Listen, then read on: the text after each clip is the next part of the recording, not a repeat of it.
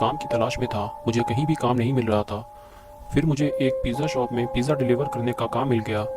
मेरी सैलरी तो काफ़ी कम थी, लेकिन मेरे बॉस ने मुझे बताया था कि तुम अगर कुछ घंटे एक्स्ट्रा काम करोगे तो तुम और भी ज़्यादा पैसे कमा सकते हो, और जो टिप मिलेगी वो अलग। तो मैं काफ़ी खुश था। मेरी जॉब सुबह 10 बजे से शाम 6 बजे की थी, लेकिन मैं रात 10 बजे तक पिज़्ज़ा डिलीवर करता था।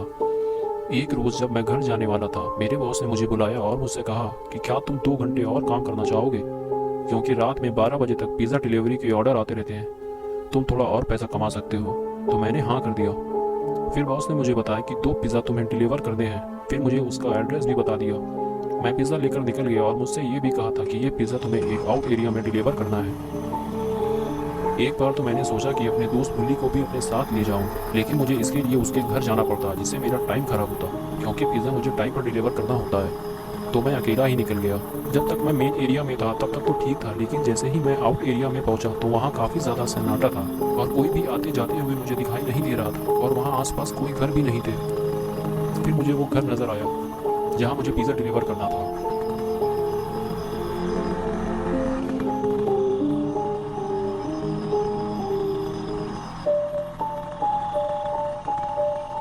वहाँ पहुँचकर मैंने स्कूटर रोका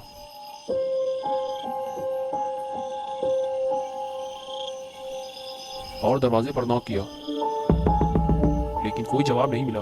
फिर मैंने और कई बार दरवाजे पर नॉक किया, लेकिन किसी ने भी दरवाज़ा नहीं खोला। मुझे लगा कि किसी ने हमें परेशान किया है, मुझे अब वापस चले जाना चाहिए।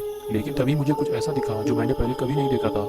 रात को इतने वीरान जगह पे मैंने एक साए को देखा, जो दिखने में तो किसी इंसान की तरह लग रहा था, और वो उल्टा खड़ा था। शायद खड़ी थी, क्योंकि उसके लंबे बाल थे, लेकिन मैं उसका चेहरा नहीं देख पा रहा था। मैं उसे साफ नहीं देख पा रहा था, इसलिए मैंने आगे बढ़कर उसके पास जाने का फैसला किया। मैं उसके पास जा पाता उससे पहले ही उस साए ने अजीब हरकतें शुरू कर दी। कभी वो बड़ा हो जाता, और कभी छोटा, और कभी वो गायब हो जाता। लेकिन जब मैंने उसे ध्यान से देखा तो एक बात मुझे बड़ी अजीब लगी, क्योंकि उस साए के ना तो हाथ थे और ना ही पैर। मैं बस उसे देखे ही जा रहा था कि अचानक वो मेरी तरफ पलटी। तब मैंने उसका चेहरा देखा तो समझ में आया कि वो एक चुड़ैल है। कुछ देर तो वो चुपचाप खड़ी रही, और फिर अचानक से वो बहुत तेजी से मेरी तरफ आई, और मैं फौरन ही अपनी स्कूटर लेकर भागा।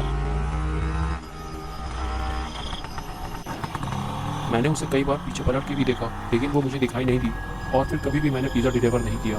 मैंने वो काम ही छोड़ दिया था, क्योंकि मैं नहीं चाहता था कि फिर से वो चुड़ैल मुझे कभी दिखाई दे।